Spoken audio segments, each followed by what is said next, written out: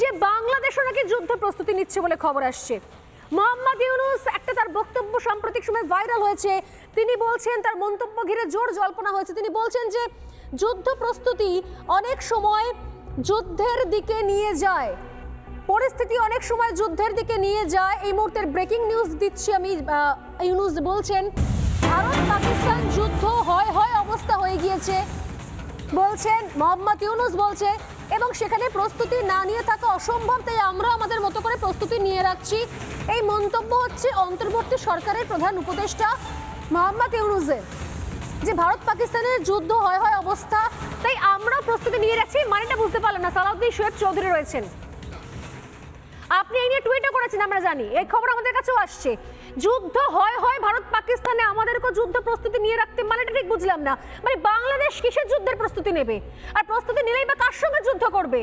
ভারতের সঙ্গে যুদ্ধ করবে, পাকিস্তানকে যুদ্ধে সাপোর্ট করবে, বাংলাদেশ থেকে ছেলে মেয়েদের পাকিস্তানে পাঠাবে যাতে ভারতীয় সেনার কাছে মানে বেঘরে প্রাণ যায়।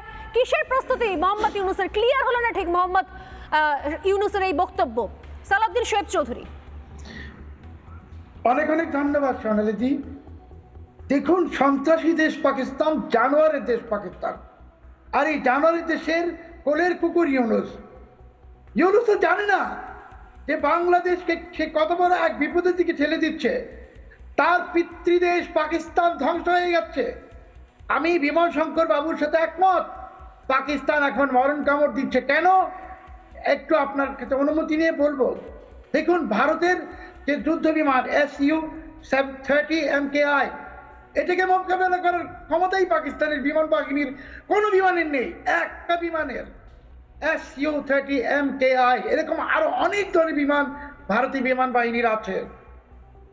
পাকিস্তান আজকে ভেঙে যাচ্ছে নিশ্চিত। পাকিস্তানের ইতিহাসে এই প্রথমবারের মতো ISI প্রধান ফাইজ হামিদকে জাতীয় নিরাপত্তা উপদেষ্টা করা হয়েছে। কেন? কারণ পাকিস্তান জানে যে এখন আর শেহবাজ শরীফ বা কোনো রাজনৈতিক দল কেউ পাকিস্তানকে রক্ষা করতে পারবে না। পাকিস্তান ভেঙে যাবে। পাকিস্তান যেহেতু ভেঙে যাবে, এই ভেঙে যাওয়ার শেষ মুহূর্তে ঠিক যেভাবে হামাস জঙ্গিরা টানেলের ভিতরে বসে অনেক তাণ্ডব চালিয়েছে, পর্যন্ত ধ্বংস হয়েছিল, পাকিস্তানের এই সামরিক শাসকরা যারা পাকিস্তানকে সন্ত্রাসী রাষ্ট্র বানিয়েছে, তারা এখন পালানোর প্রস্তুতি নিচ্ছে। এইগুলো দেখে তো প্রশ্ন জাগছে যে বাংলাদেশ কিসের যুদ্ধের প্রস্তুতি নিচ্ছে? বাংলাদেশ কাকে সাপোর্ট করবে? পাকিস্তানকে সাপোর্ট করবে? পাকিস্তানকে সাপোর্ট করবে বাংলাদেশ? আমি সেটাই আসছি, গিয়ে আরো শেষ হয়ে যাবে। আমি সেই জায়গায় আসছি যে বাংলাদেশে যারা পাকিস্তানের কোলের কুকুর, ওরা তো জানে না যে ওরা কি বলছে। ইউনূস একটি উন্মাদ লোক। সে সেন্ট মার্টিন দ্বীপ এরই মধ্যে বিদেশিদের হাতে তুলে দিয়েছে। সেন্ট মার্টিন দ্বীপে এখন আর বাঙালি নেই, সবাই শ্বেতাঙ্গ চলে এসছে। ইউনূস এখন তার যে ব্যর্থতা, সে যে ফেল করেছে, তাকে যে কোনো মুহূর্তে বাংলাদেশের মানুষ রাস্তায় নেমে আসবে তার বিরুদ্ধে। এখান থেকে দৃষ্টি ঘোরানোর জন্য এই সমস্ত ফালতু যুদ্ধের কথা বলছে। ইউনূসের যে বাবার দেশ পাকিস্তান, আমি যেটা বললাম জানোয়ারের দেশ পাকিস্তান, মানে সর্বনাশটা সম্পূর্ণ করছে। বাংলাদেশের আরো সর্বনাশ করে যাচ্ছে মোহাম্মদ ইউনূস। একদম এই মোহাম্মদ ইউনূসকে দেখে হয়তো সেই সত্যজিৎ রায়ের সিনেমার গানটা মনে পড়ে, ওরে হল্লা রাজার সেনা যুদ্ধ করে করবি কি তা বল। সে হাড্ডি দিয়ে হল্লা রাজার সেনা বাংলাদেশকে ধারে মানে অর্থে শিক্ষায় সব দিক থেকে পিছিয়ে দিয়েছে।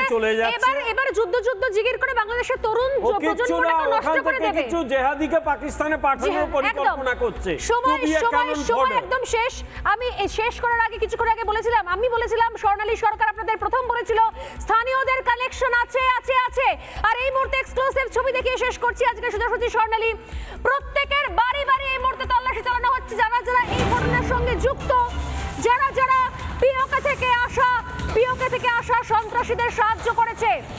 তাদের মধ্যে অনেকেই ওই উপত্যকায় কেউ ম্যাগি বিক্রি করে, কেউ ঘোড়া চালায়, প্রত্যেকে পর্যটনের সঙ্গে যুক্ত।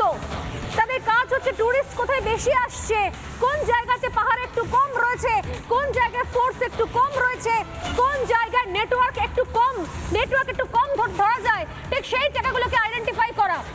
এবং সেই জায়গাগুলোকে আইডেন্টিফাই করে তারা আমাদের দেশের শত্রুদেরকে বলেছে যাতে এই এত বড় অপারেশন চালানো যেতে পারে। এদের প্রত্যেকের বাড়ি বাড়ি গিয়ে এই মুহূর্তে তদন্ত করা হচ্ছে, বাড়ি বাড়ি সার্চ অপারেশন চলছে।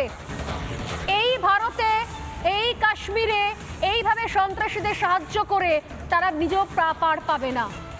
এর শাস্তি পেতেই হবে। নানা ধরনের কন্টেন্ট দেখার জন্য লাইক করুন, শেয়ার করুন আমাদের ফেসবুক পেজ, সাবস্ক্রাইব করুন আমাদের ইউটিউব চ্যানেল। পাশাপাশি অন্যান্য ব্রেকিং নিউজের জন্য অবশ্যই চোখ রাখুন রিপাবলিক বাংলায়।